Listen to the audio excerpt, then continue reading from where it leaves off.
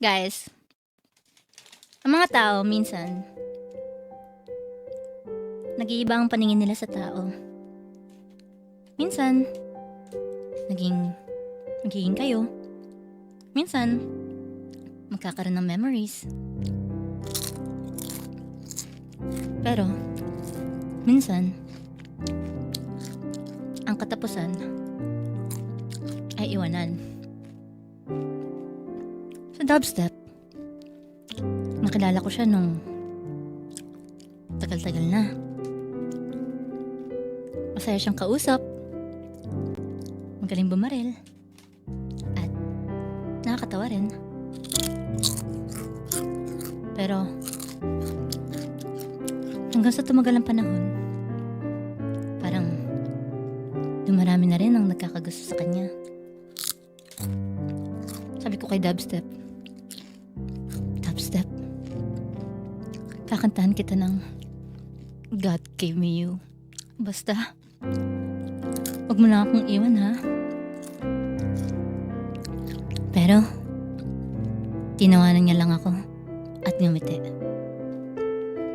Di ko alam, pero sa araw na nun, kumirot ang puso ko. At di ko alam kung ano itong nararamdaman ko, pero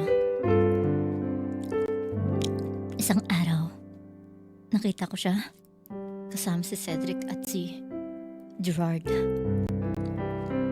Yun ang pinakaunang nakita ko siyang ngumiti ng ganon.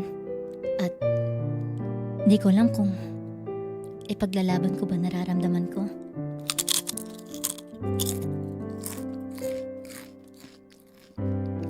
Kung sinabi ko kaya sa kanya na, Dubstep, dito ka lang. Papakinggan niya kaya ako. Pero, lugi at mukhang mas gusto niya sa Durex at Aldab na aso. Kaya, alam ko sa puso kong di na ako mananalo.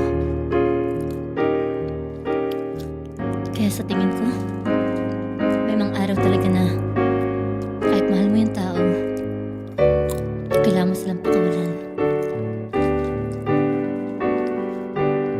Kasi pag nangabol ka, hahabulin ka ng aso.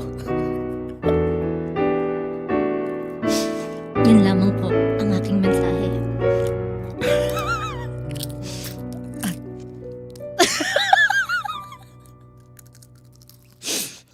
Hanggang sa muli, Charo. Title, Doritos.